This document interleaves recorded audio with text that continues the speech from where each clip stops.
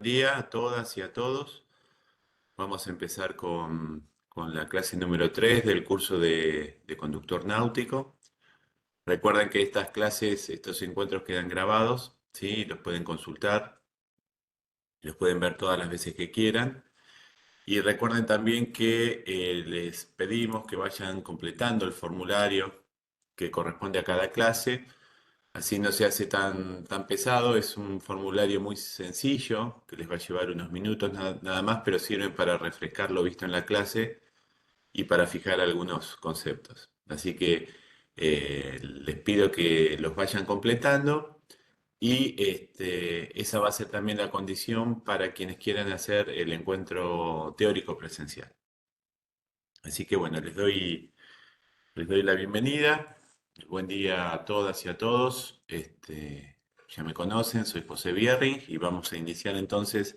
Voy a compartir pantalla y vamos a ver los contenidos de la clase de hoy, que es una clase particular eh, porque apunta a un tema específico, ¿sí? Que es muy importante para lo que es navegación, quizás para esta categoría náutico-deportiva no sea uno de los temas más consultados o difundidos generalmente en las capacitaciones, en los cursos, pero es un tema muy importante porque hace mucho a la toma de decisiones y a la seguridad en navegación, en cualquiera de las categorías de navegación. Y es el tema de la meteorología, ¿sí? Muchos de los accidentes, de los malos tiempos que a veces pasamos navegando, es por no darle la debida importancia al tema de la meteorología, que es un tema central en lo que es la toma de decisiones en navegación. ¿Y por qué digo quizás en la navegación que hacemos como conductor náutico no se les da tanta importancia? Bueno, porque sabemos que hacemos navegación a vista de costa, sabemos que tenemos motores con potencias muy importantes generalmente, que nos permiten estar en minutos en puerto. No es como otros tipos de navegaciones que quizás me encuentro a días de arribar, entonces la toma de decisiones pasa a ser vital en esos casos. Pero no por ello es menos importante, incluso gran parte, les comentaba yo, en la costa, durante el periodo de, sobre todo el verano, gran parte de las búsquedas de personas o problemas en la navegación tienen que ver con no consultar o no entender lo que meteorológicamente está ocurriendo y regresar a puerto. Entonces, lo que vamos a hacer hoy es justamente siguiendo con esta idea de ver los conocimientos teóricos que son necesarios para el curso, vamos a abordar estos temas de meteorología, ¿sí? Para eso vamos a ver a nivel general algunos conceptos macro que pueden ser aplicables a cualquier geografía, a cualquier lugar, ¿m? Conceptos meteorológicos aplicados a la navegación. Y después vamos a entender o a ver los fenómenos meteorológicos locales. Vamos a arrancar con esta imagen, que este es un barrido de la superficie del planeta, un barrido satelital, en el cual vemos la totalidad de los continentes, y es una imagen que siempre pongo porque no siempre es así, no siempre se ve con tanta actividad de nubes, pero las nubes es justamente lo que evidencia el movimiento de las masas de aire, ¿sí? Y me sirve para empezar la charla, para comentarles justamente que existe un gran motor en los cambios meteorológicos, que es el Sol. El Sol es el motor, es el que produce las diferencias de temperatura y por ello las diferencias de presión.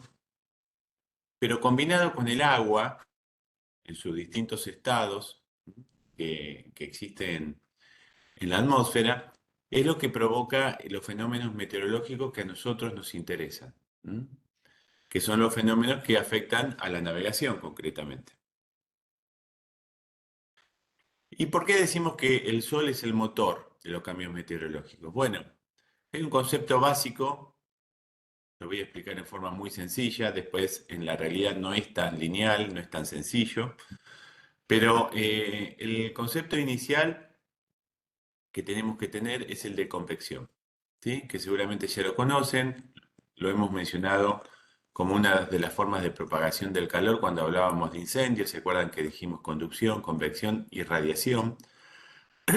La convección es el movimiento que experimentan los fluidos, tanto los gases como el agua, por la cual, digamos, por la convección, estos fluidos al calentarse por el sol, aumentan su volumen, se expanden, disminuye la presión, se hacen más livianos y comienzan a ascender.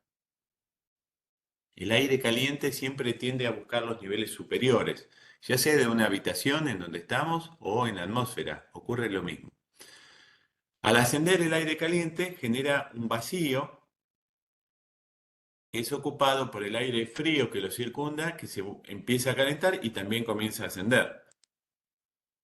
En su ascenso, este aire caliente va a ir perdiendo temperatura, se va a ir enfriando, y es lo que va a generar, en caso de tener eh, en suspensión partículas de agua, va a generar la condensación y la formación de nubes.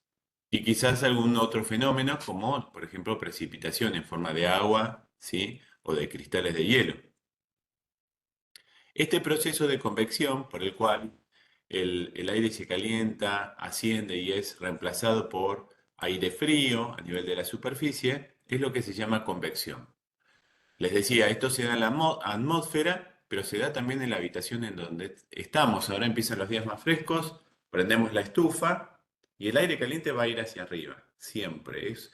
Por lo cual se sustentan, por ejemplo, los globos aerostáticos. El globo aerostático no es más que una burbuja de aire que yo la caliento con un calentador, al tornarse más liviana, menos densa, busca los niveles superiores.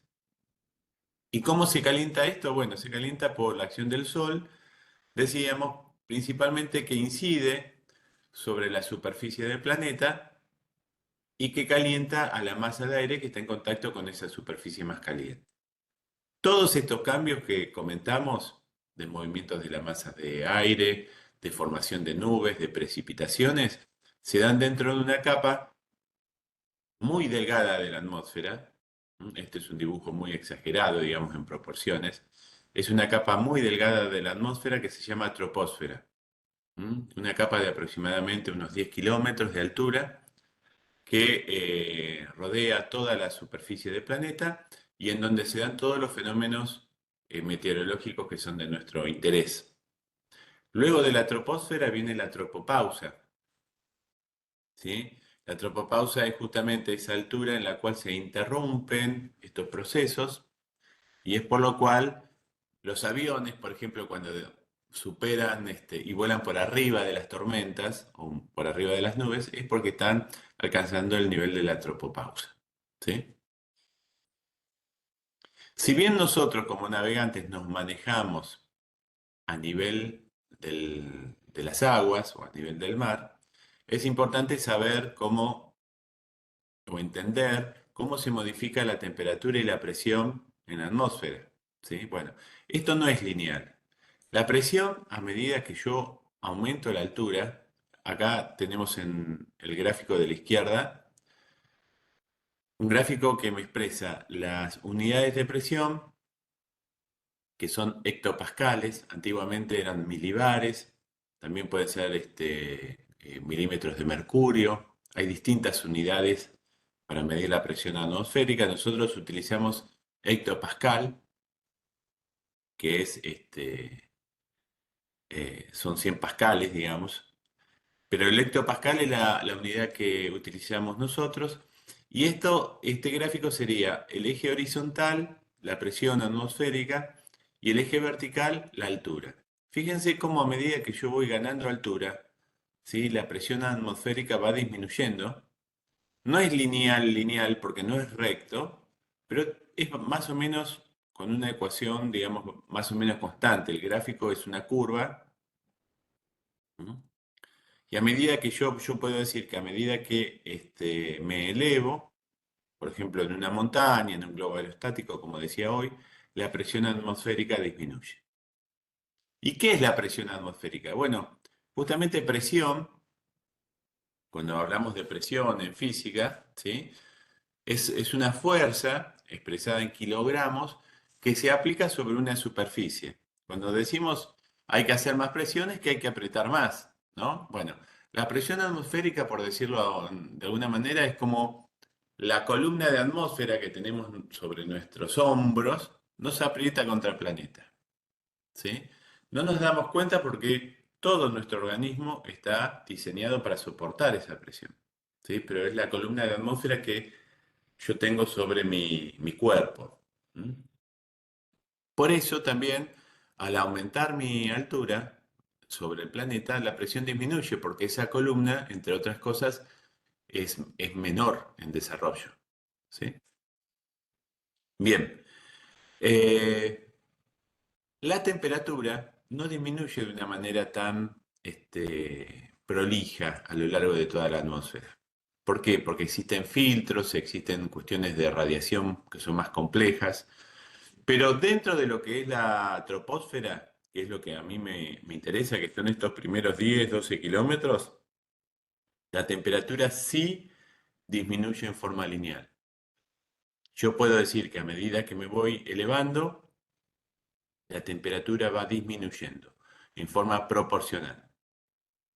Pasados esos 10, 12 kilómetros, el comportamiento no es tan lineal. Incluso fíjense que llega a aumentar la temperatura mucho, estando por arriba de la capa de ozono.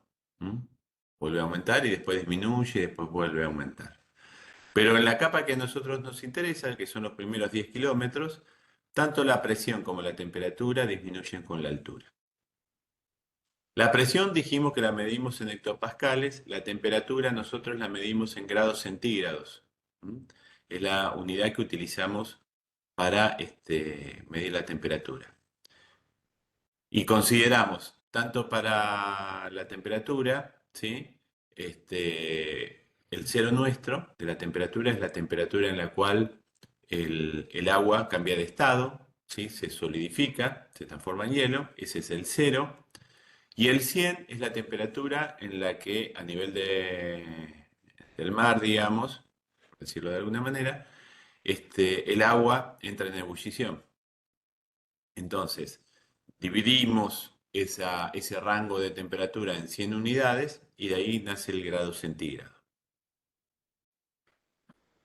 Ahora bien, ¿por qué podemos decir que hacia los polos, o sea, a medida que la latitud aumenta, a medida que nos alejamos del ecuador, las temperaturas descienden en el planeta?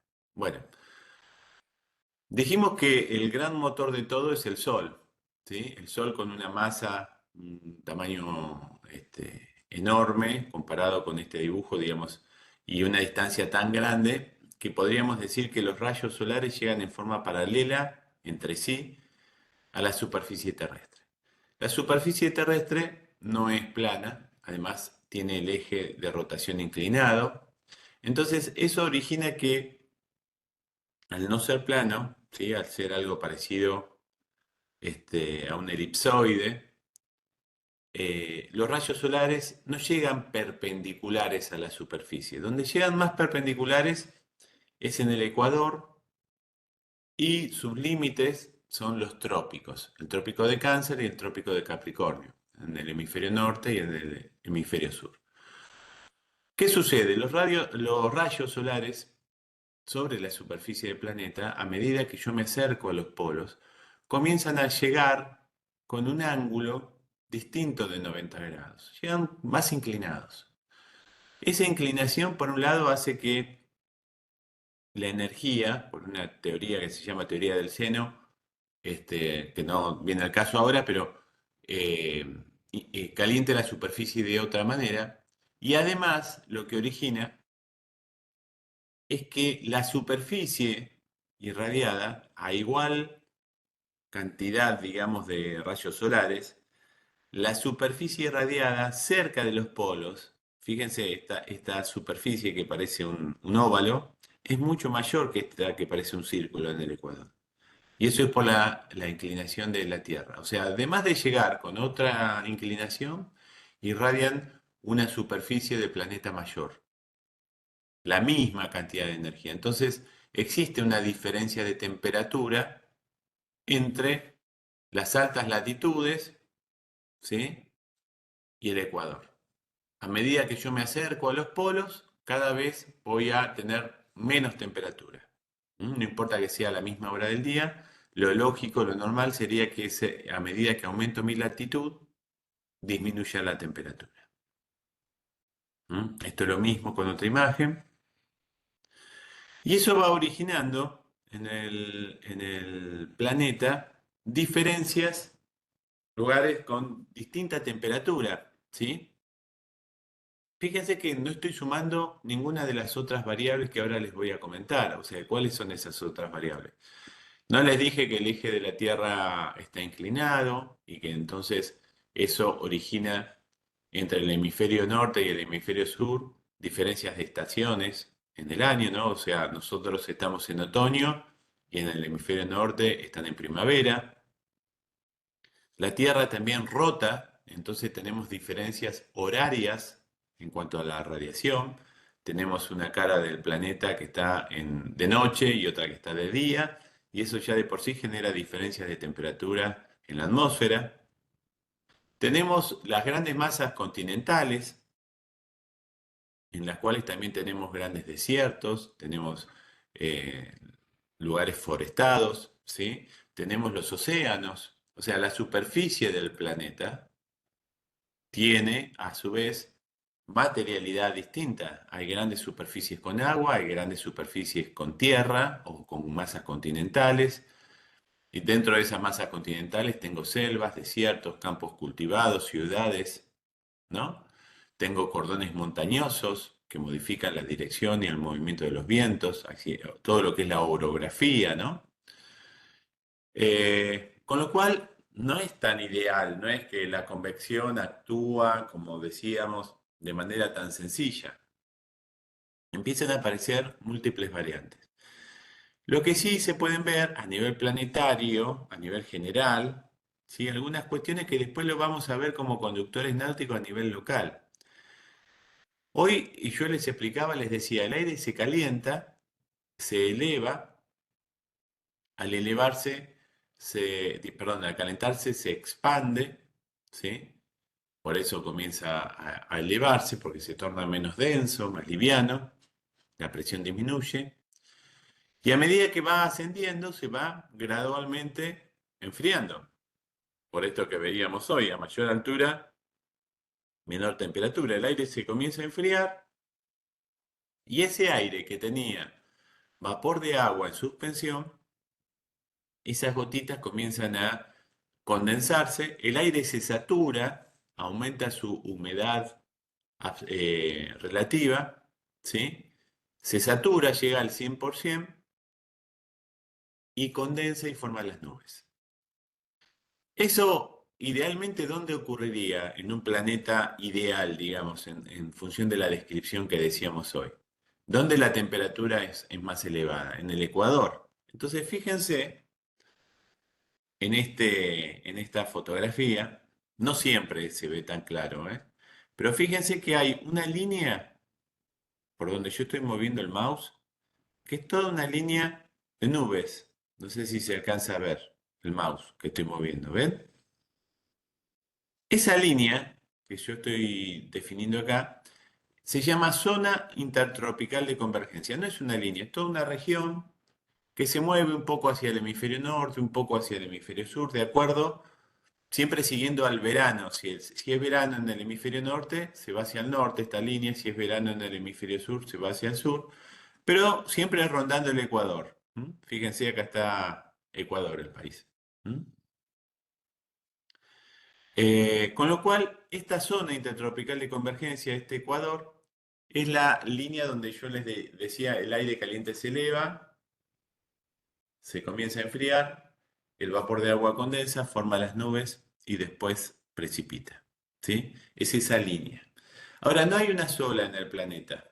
¿Sí? Esas elevaciones, esos ciclos convectivos, forman lo que se llaman celdas, que son franjas en el planeta en donde se dan esos ciclos de convección. ¿Mm? Uno está por aquí, ¿mm? Y otro más o menos por donde yo estoy moviendo el mouse, que no se ven tan claramente, pero acá hay otra, ¿ven? Y se llaman celdas, son celdas. ¿Mm? Ese ciclo convectivo, que yo ahora no los quiero complicar porque ustedes no van a navegar para cruzar un océano, pero se los explico así a nivel macro para que vean que en una escala local, como muestran estos dibujos, también suceden, también se dan, ¿sí? ¿Y cómo lo verifico a escala local? Bueno, en escala local hay un fenómeno que se llaman brisas de mar o brisas de costa, que lo puedo verificar después del amanecer o después del atardecer. Y está dada por la formación de brisas suaves, que las puedo sentir esos días de calma, sobre todo, porque si hubiera un viento de mayor intensidad, estas brisas quedan ocultas, quedan tapadas por el fenómeno que les comentaba, pero si fuera un día de calma, ustedes van a ver que cuando sale el sol, la costa, en el mar se ve mucho, esto lo pueden ver muy fácilmente. La arena a la noche la pisan con los pies descalzos y notan que está fría la arena en el mar de la costa. Sale el sol, se comienza a calentar y la arena alcanza gran temperatura. Entonces, fíjense el dibujo de la izquierda. La arena, al estar en contacto con el aire, calienta el aire se expande, se torna menos denso, disminuye la presión y comienza a ascender. Cuando asciende, se genera una brisa de mar, ¿sí? Que va desde el mar justamente hacia la tierra, que es aire frío desde la superficie del mar que se desplaza hacia la costa, ocupando, por decirlo de alguna manera, el lugar que el aire caliente, el vacío que está generando el aire caliente al elevarse. Esta brisa los navegantes la llaman virazón, ¿sí? Y es un fenómeno costero. En los días de muy poco viento, por ejemplo, los navegantes a vela, se pegan a la costa para poder aprovechar esta brisa. Eh, el fenómeno contrario a lo que es la virazón es lo que se llama terral. Y el terral se da cuando se pone el sol, comienza a enfriarse la Tierra. Al enfriarse puede suceder que el agua quede a mayor temperatura inclusive que lo que es la línea costera. ¿Por qué? Porque el agua no se calienta y se enfría tan fácilmente como la Tierra, ¿m? Como el continente. Tiene mayor inercia térmica el agua, cuesta más modificarle la temperatura. Entonces, en este caso, el aire tibio va a estar sobre el agua, va a comenzar a ascender y va a ser reemplazado por la masa de aire frío que está en la Tierra, por eso se llama terral, y va a generar una brisa que gira en sentido contrario. En contrario al anterior, que era virazón. Esto es virazón y esto es terral. Son brisas de costa o brisas de mar que las pueden experimentar, sobre todo en los grandes espejos, por ejemplo, los grandes diques, los lagos, sobre todo, no en en un riacho, digamos, en un curso de agua pequeño, pero en los grandes lagos lo van a experimentar, en los diques y sobre todo en toda la costa marítima. Este es el fenómeno que veíamos recién, el movimiento de las masas de aire. Y en el Río de la Plata, como es un gran espejo de agua también, sucede exactamente lo mismo, ¿sí? Fíjense en este caso, al calentar el sol, RA es República Argentina, ROU República Oriental del Uruguay, Río de la Plata en el medio, y este fenómeno, ¿no? La masa de aire caliente comienza a ascender sobre Argentina, sobre Uruguay, forma las nubes sobre las costas y en el medio del río está despejado, porque es por donde baja el aire, digamos, al enfriarse, modificando su presión. Lo mismo ocurre en los grandes lagos. Este es un lago del sur. Fíjense que está despejado en el lago. La línea costera está despejada, pero como sopla la brisa desde el lago hacia la costa, comienza a ascender el aire al calentarse con la tierra y va formando todas las líneas de nubes, ¿ven? Paralela a la costa del lago. El fenómeno contrario ocurre por la noche. En este caso sería Argentina de este lado, Uruguay acá y la línea nubosa en el medio. Y es más o menos esto lo que se ve. Fíjense la brisa de tierra o terral y la línea de nubes en el centro del Río de la Plata. ¿Mm? Este fenómeno de brisa, recuerden, son brisas de costa y los voy a experimentar siempre y cuando no haya un fenómeno local que lo opaque, que lo tape, ¿no? Si yo estoy en medio de una sudestada, no va a existir brisa de tierra. Esto se da, para que lo tengan en cuenta, en un día en el que ustedes dicen, mira, hoy el pronóstico dice que no va a haber viento, y sin embargo van a la costa y hay una brisa. No es que se equivocó el pronóstico, es que es un fenómeno local, ¿sí? Es un fenómeno local, es un fenómeno que se da en la costa solamente y es producto de esa diferencia entre la tierra y el agua. Estas fuerzas, al moverse sobre la superficie del planeta, como el planeta no es plano y está además en rotación, las fuerzas en su desplazamiento tienden a desviarse por la rotación terrestre. Ese efecto de rotación se llama efecto Coriolis, que desvía las fuerzas, en realidad es el desvío en su trayectoria originado por la rotación terrestre. Este efecto Coriolis, perdón, este efecto Coriolis, les decía, lo que hace es en su desvío, genera rotaciones que son diferentes o en un sentido en el hemisferio norte y otra en el hemisferio sur. ¿Mm? Y esa es la razón por la cual las masas de aire, al modificar su presión, al aumentar o disminuir su presión, al ascender o descender, no lo hacen en forma lineal, sino que intentan comenzar a rotar en el ascenso o en el descenso, y es lo que genera los ciclones o los anticiclones.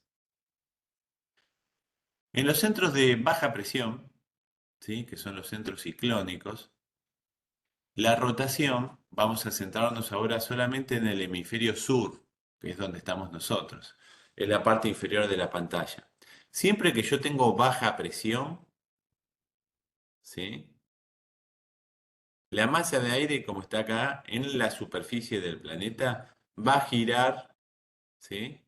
Como las agujas del reloj, ¿sí? ¿Lo ven? Está girando en sentido horario en la superficie del planeta. Y el centro de alta presión gira en sentido antihorario en el hemisferio sur. Si yo me voy al hemisferio norte es exactamente lo contrario. Pero como estamos en Argentina, vamos a centrarnos en el hemisferio sur. Entonces, cuando yo tengo bajas presiones, giran en sentido horario y cuando tengo altas presiones, giran en sentido antihorario. ¿Y por qué es importante la alta presión o la baja presión? Bueno, dijimos que la baja presión, ¿sí? Cuando hay baja presión, el aire tiende a ascender, ¿sí? La masa de aire tiende a ascender.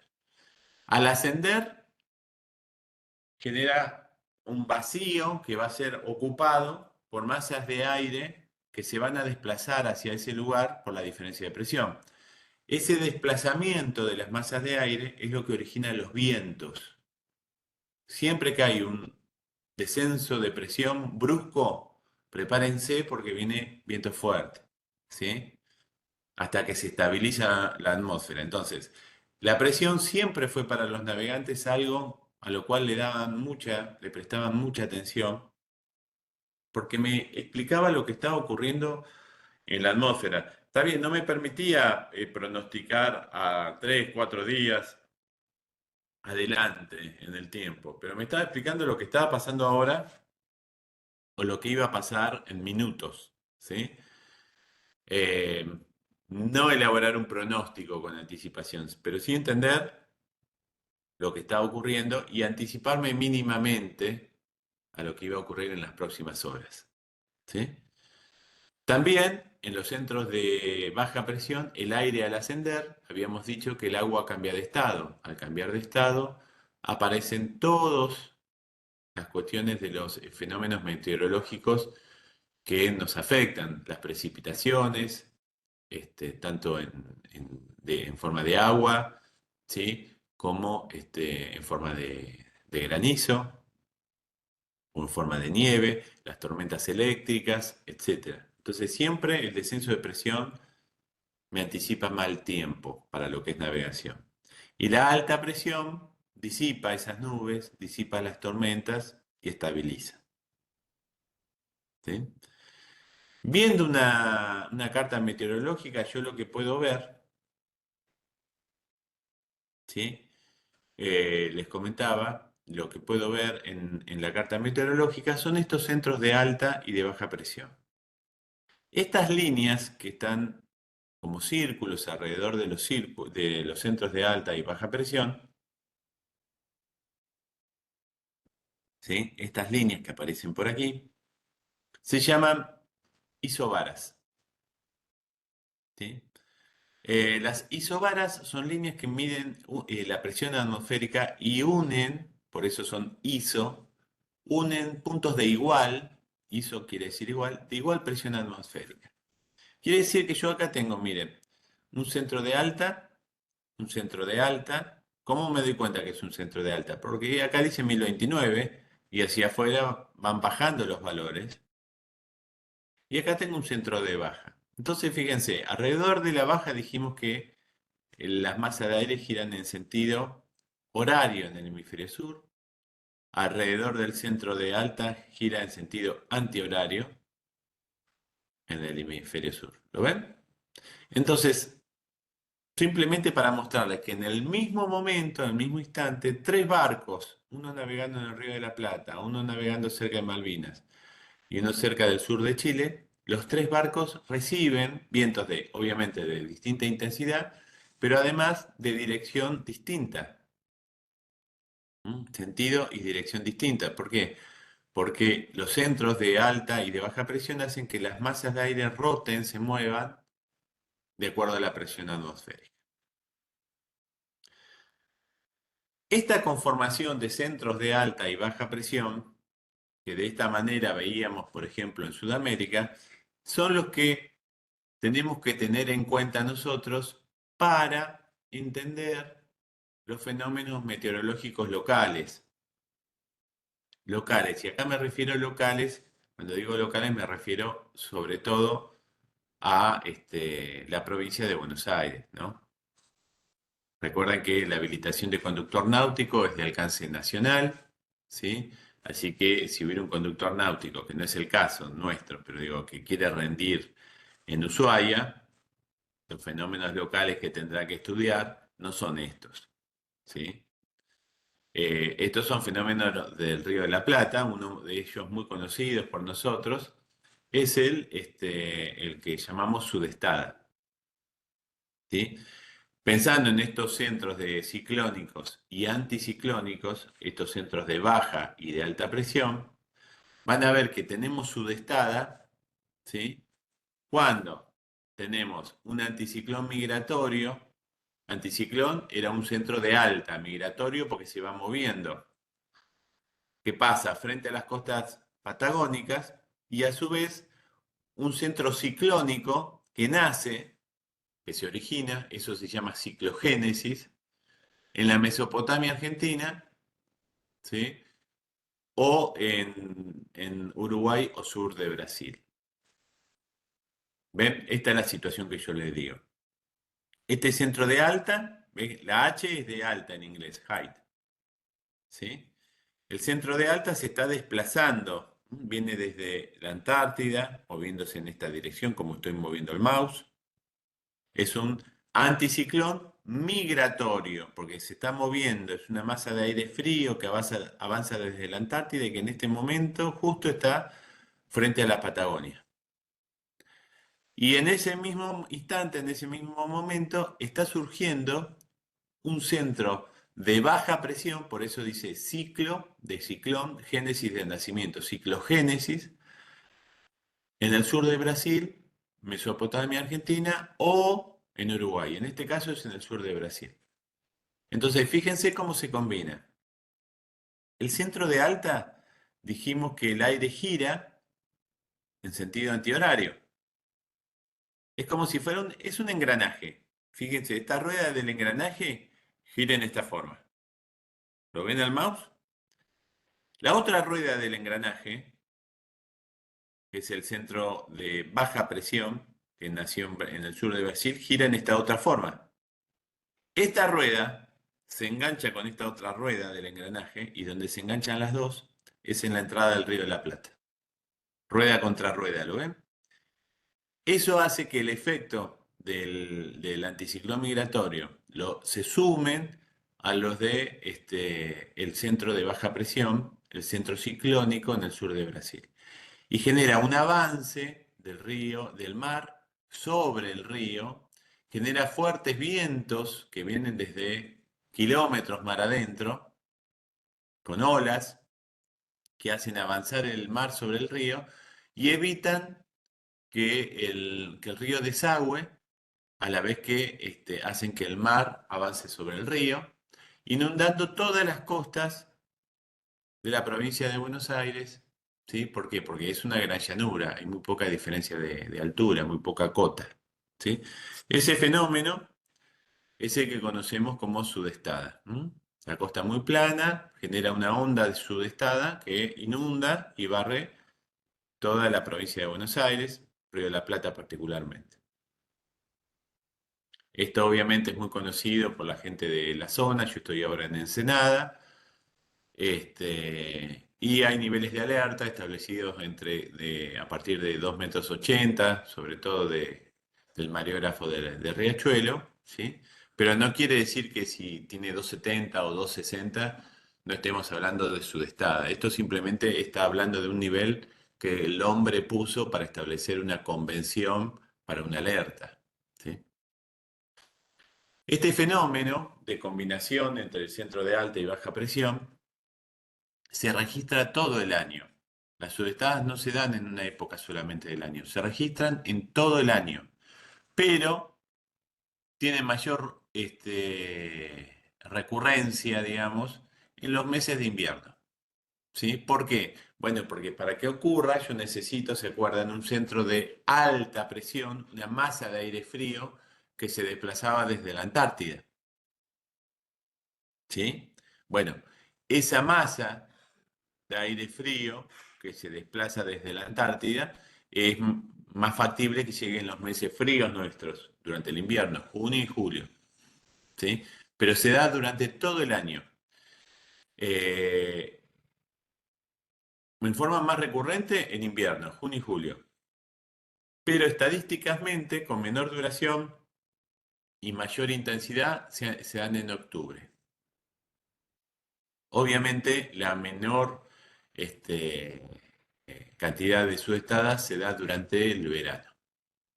¿Mm?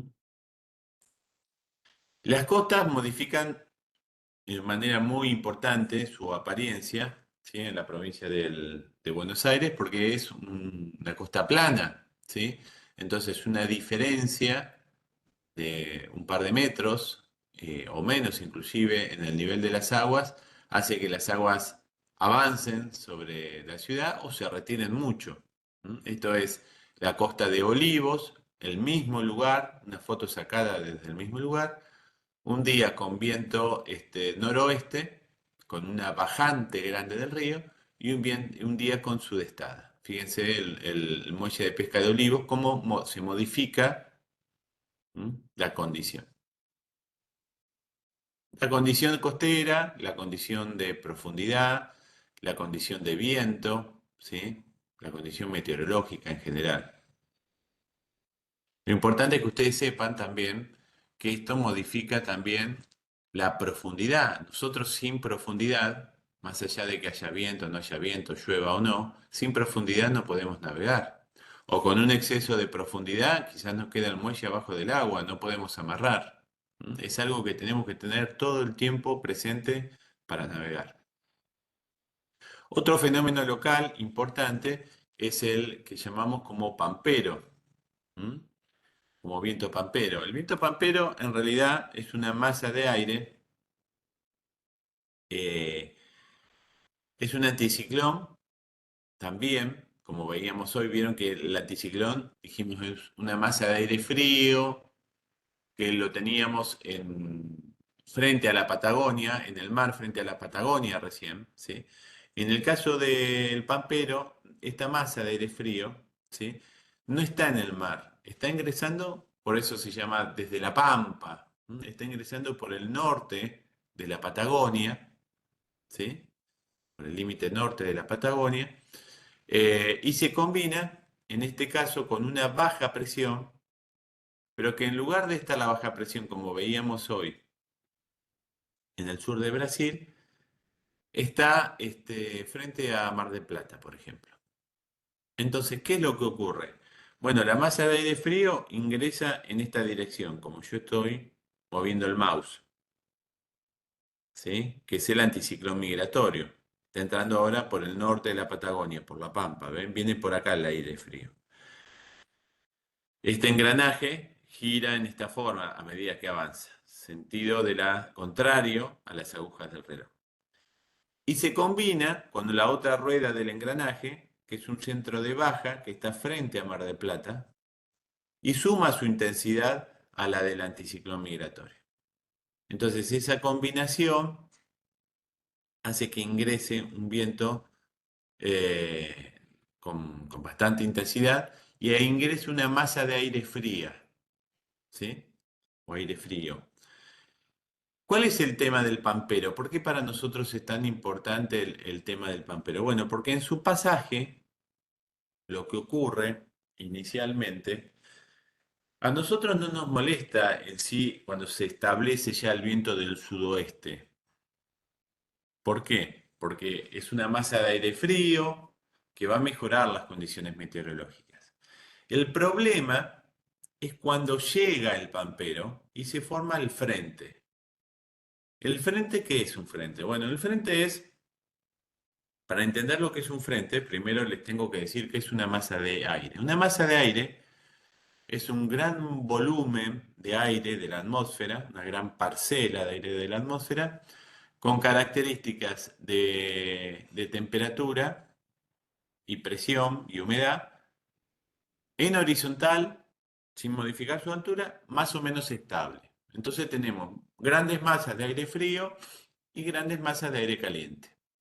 Esas masas se van moviendo en el planeta. Si una masa de aire caliente desplaza a una de aire frío, decimos que pasó un frente caliente.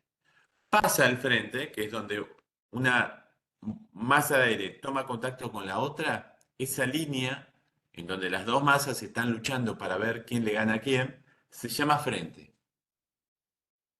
Una vez que pasa el frente cálido, se establece la masa de aire cálido y una vez que pasa el frente frío, se establece la masa de aire frío.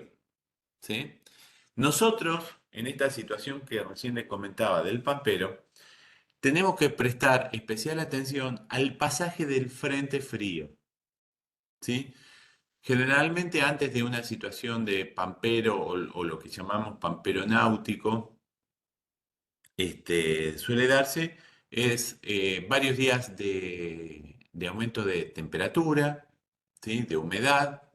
O sea, estamos en una masa de aire cálido, que quizás vino de Brasil, ¿sí? Se estableció en el Río de la Plata, son esos veranitos que tenemos, y después comienza a avanzar desde la Antártida, pasando por Patagonia, una masa de aire frío, y donde la masa de aire frío toma contacto con la masa de aire caliente y húmedo que está establecido, se forma el frente.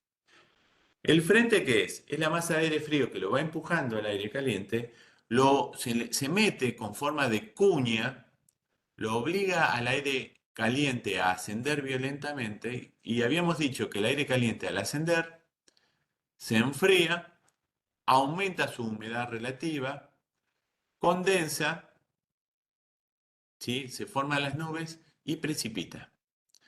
Como ese ascenso es forzado, y no es gradual, sino que es muy fuerte, el ascenso también es muy fuerte y los cambios de temperatura y del estado del agua y la energía que libera también son muy fuertes. Entonces se dan nubes de formación vertical, tormentas eléctricas, ¿sí? Gran cantidad de precipitaciones, gran cantidad de vientos, se forman las nubes más temidas, que son los cumulus nimbus, con algunas nubes del tipo rotor, que es la que le dan el nombre a este pasaje de frente de cigarro. ¿Ven esto que se está formando acá?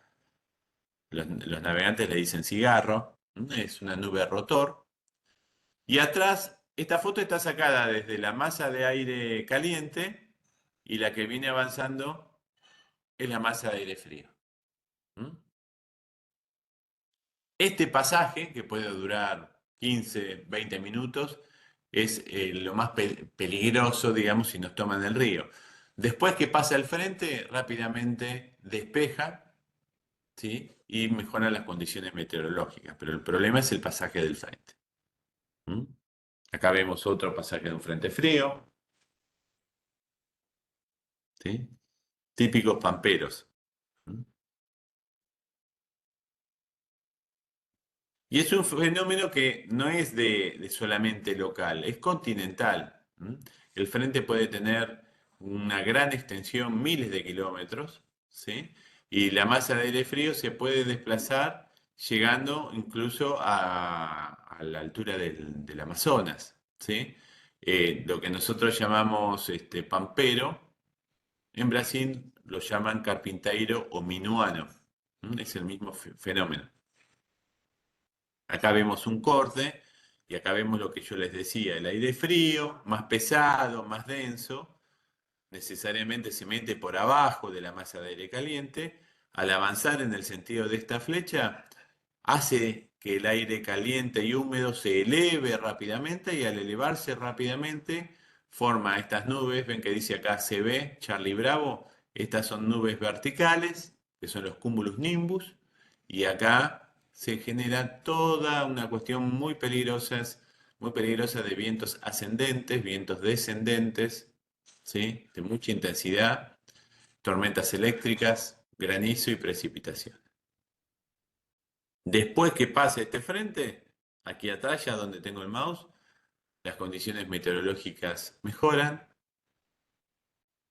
quedan solamente algunas nubes altas, mejora rápidamente, deja de llover, desciende de manera importante la temperatura y se estabiliza. ¿Mm? ¿Por qué se estabiliza? Porque estamos ya dentro de la masa de aire frío. ¿Mm? Un fenómeno que podríamos decir similar, porque es la formación de un frente, pero inverso, porque en realidad es un frente cálido, es este que vemos acá, que es una masa de aire caliente que avanza desplazando a la masa de aire frío. También lo hace en forma de cuña. ¿Por qué siempre en forma de cuña? Porque el aire frío, por más que se meta o por más que sea desplazado, es más denso que el aire cálido. Entonces, en este caso, el aire cálido le va ganando al frío, pero el frío también queda como forma de cuña por debajo de la masa de aire cálido, en lo que es el pasaje del frente. En este caso, el aire cálido se mete, no se dan formaciones de nubes verticales como los nimbus, sino que son nubes más del tipo como si fueran capas, esas son estratiformes, con algunos cúmulos. Se dan las lluvias persistentes, son esos días que llueve todo el día o varios días seguidos, ¿sí? Y que después aumenta la temperatura y que decimos, uy, salió el sol, y con la humedad que hay nos vamos a morir. Bueno, es que ingresó una masa de aire cálido. ¿M? Y si esta masa de aire cálido ingresa y estamos con muy bajas temperaturas antes, porque es invierno, por ejemplo, estas lluvias también pueden ser acompañadas por la formación de nieblas y neblinas. Porque precipita, evapora y como el aire está frío, tiende a formarse niebla o neblina, que no es otra cosa la niebla o la neblina que una nube a nivel del suelo. El fenómeno es el mismo, ¿sí? Es la condensación del vapor de agua que se da a nivel del suelo. ¿Mm? Obviamente, después hay situaciones que no son tan, este, eh, de tan, de escala tan grande, que son tormentas locales, líneas de inestabilidad. El principio rector es el mismo, son las diferencias de temperatura y las diferencias de presión. Acá lo que podemos ver son estas nubes que marcan una clara inestabilidad. Estas nubes del tipo cumulus, ¿sí? Las nubes de tipo cumulus son las que tienen apariencia eh, como si fuera un repollo, digamos, no un repollo, un coliflor. Ven que van formando estos bultos. Esos bultos son burbujas de aire, en realidad, cálido y húmedo, que empiezan a ascender y al ascender se enfrían y condensan. Y son nubes que son muy dinámicas. Si ustedes se ponen a verlas, van a ver que son como burbujas que están en movimiento en forma continua. Y que están dadas sobre todo por calentamiento, lo más común, desde abajo. Ese calentamiento desde abajo es lo que genera lo que nosotros llamamos las corrientes térmicas, ¿sí? De ascenso. Entonces, puede ser que en un día incluso despejado veamos que en algún lugar del cielo se comienza a formar una línea de nubes y a su vez esta línea de nubes tienden a ascender en forma de burbujas, ¿sí? O en forma de como si fueran líneas de burbuja. Es una línea de inestabilidad. Esto se puede dar en una escala pequeña, inclusive, por ejemplo, entre un bosque y un campo arado, entre un lugar que tiene un incendio y un lugar que no lo tiene, entre una ciudad y un campo. O sea, esas diferencias de temperatura van formando las térmicas, que son las que utilizan las aves, las que utilizan los planeadores, y que dan lugar a estas tormentas locales o líneas de inestabilidad. ¿Ven? Acá hay una corriente ascendente y se corresponde con la corriente ascendente esta formación de nubes. Dentro de lo que son las nubes, si alguno se interesa, van a ver que hay una forma de clasificarlas, que no es esta. Esta es una simplificación, es mucho más compleja, pero esta clasificación básica me sirve a mí como para poder mostrarles que dentro de estos 10, casi 12 kilómetros de altura, ¿sí? Que tiene la troposfera, se forman los distintos tipos de nubes, ¿sí? Y que dentro de esos tipos de nubes yo las puedo clasificar de muchas maneras. Puedo clasificar por el nivel, por la altura, nubes de capa alta, capa media o capa baja, de acuerdo a los kilómetros en relación a la superficie del planeta.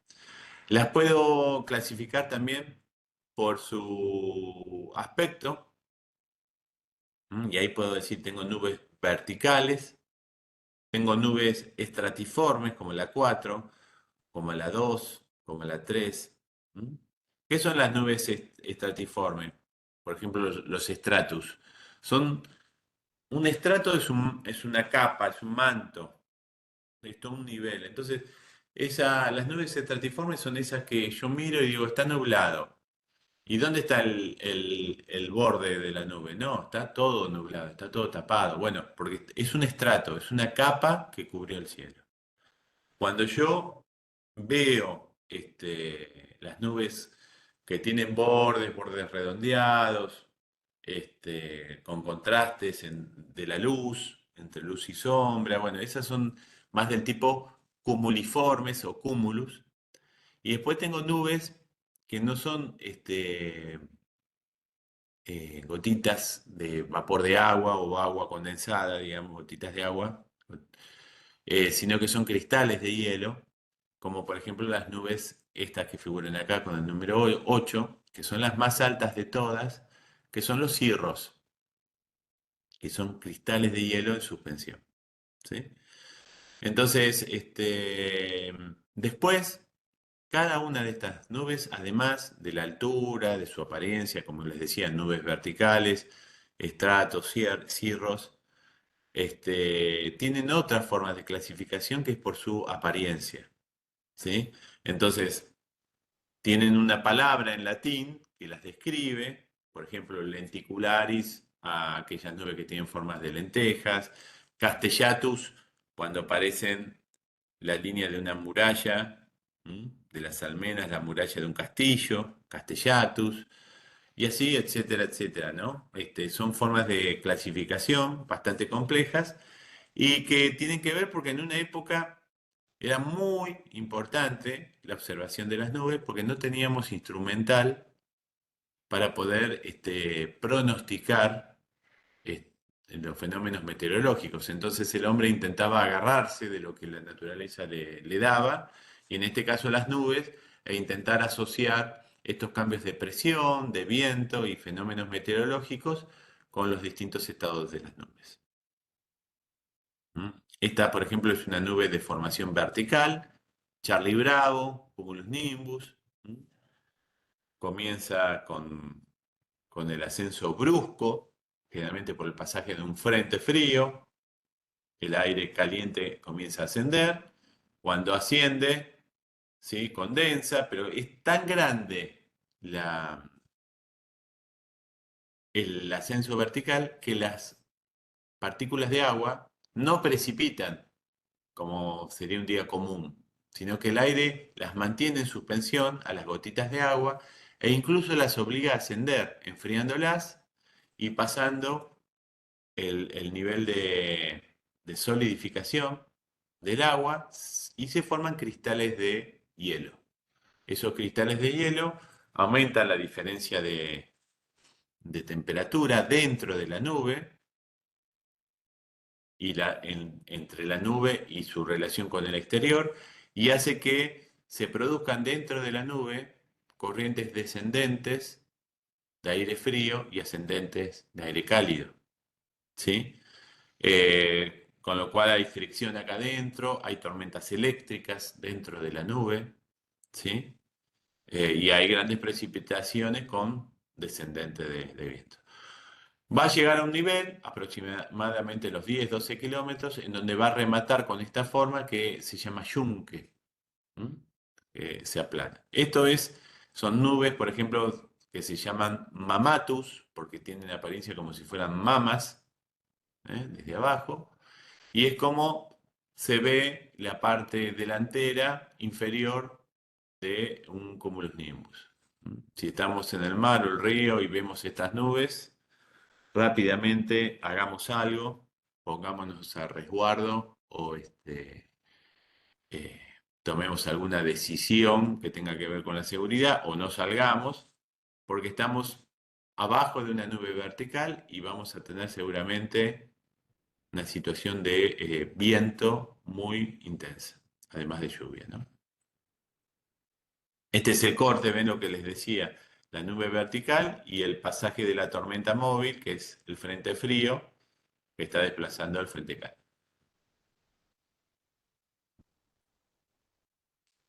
Asociado con estos fenómenos, el cigarro,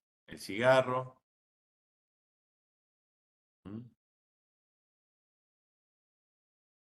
Y fenómenos en distintas escalas, pero que es lo mismo en otras escalas, ¿eh? Estas son nubes que se les da el nombre en inglés, shelf clouds o wall clouds, de acuerdo a la forma que tengan. La shelf, tipo estantes, son estas, estantes o bandejas, y esta es tipo wall, tipo pared, nubes verticales. ¿M? Están asociados con vientos de fuerte intensidad, ¿no? Son distintas escalas del mismo fenómeno. Hoy yo les comenté que también, vinculados con lo que es navegación, existen fenómenos que son muy importantes, que es el de niebla o neblina, ¿sí? Nosotros, si no tenemos el auxilio de elementos de electrónica para navegar, se nos torna muy difícil navegar sin visibilidad, ¿sí? Entonces tenemos que tener mucho cuidado con la formación de nieblas o neblinas. ¿Cuál es la diferencia entre una niebla o una neblina? Ambas son nubes estratiformes, porque es una capa, que se forman a nivel del suelo. La diferencia entre neblina o niebla es la visibilidad. Si yo, por estas gotitas de agua en suspensión, ¿sí?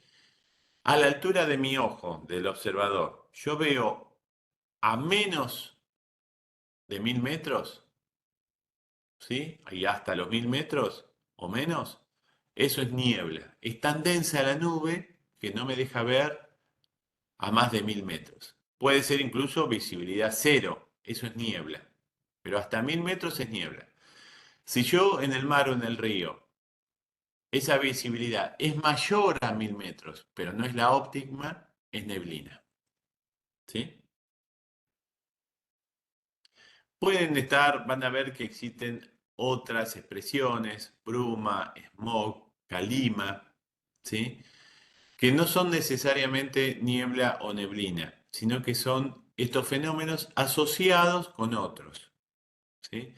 La bruma, que generalmente ustedes dicen, uy, la bruma marina, no, ¿es niebla o neblina? La bruma se da cuando se asocia la niebla o la neblina con partículas sólidas en suspensión. ¿Y cuáles son las partículas sólidas? Bueno, polvo o arena, ¿sí? El smog, cuando se asocian estas partículas, ¿sí? Con los aerosoles. ¿A qué me refiero con aerosoles? Con al decir aerosoles me refiero a todo lo producto de la actividad humana, de la combustión, ¿sí? Los escapes de los autos, de las fábricas, ¿sí? Eso asociado con la neblina o con la niebla es lo que se llama smog, ¿sí? Y la calima, ¿sí? Es un fenómeno que no lo tenemos nosotros en el Río de la Plata. Se da por asociación de varias sustancias. Digamos, hay un tipo de calima por una sustancia orgánica, ¿sí? Es un microorganismo que se asocia con la niebla y la torna más densa, y también por asociación con cristales de sal. ¿Sí? Le da un tinte azulado o celeste a la visibilidad. ¿Sí? Distintos fenómenos que tienen que ver con la formación de nieblas, nieblas por irradiación, por evaporación.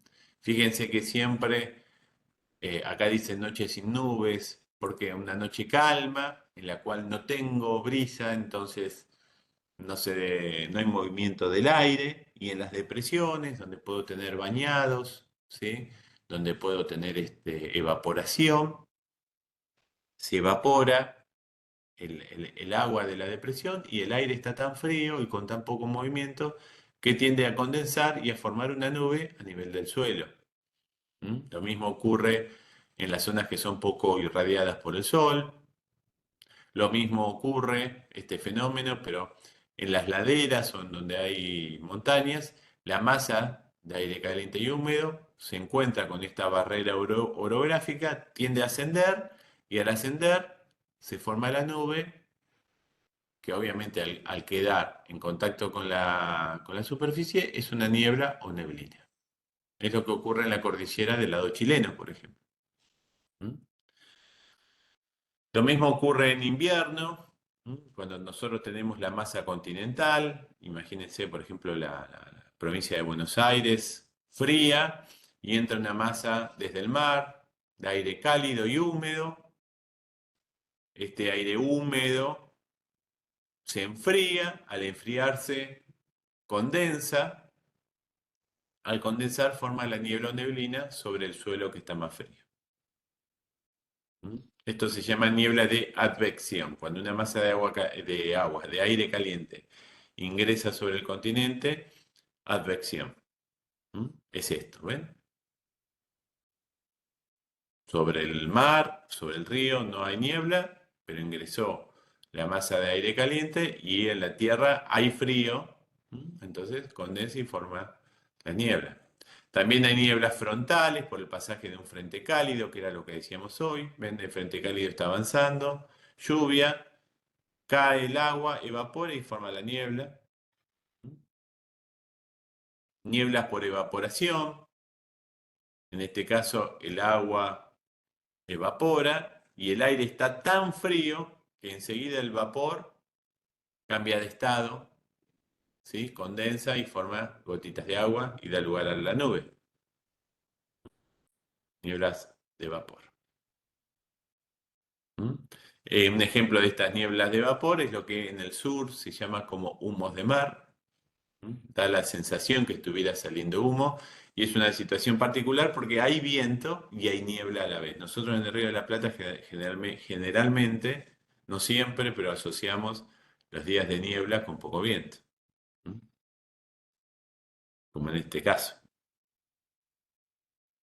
Y tengan en cuenta que otros peligros que tiene la niebla es que se asocia eh, muy fácilmente con el humo y con el smog, como veíamos hoy, por lo que se forma una niebla muy densa que no se disipa fácilmente ni con la aparición de altas temperaturas ni con el viento y que puede durar varios días, como ocurrió el año pasado. Estas fotos son viejas, son del 2008, pero fue un incendio de campos en la zona de Entre Ríos que se asoció, coincidió con la formación de nieblas y neblinas y tuvimos varios días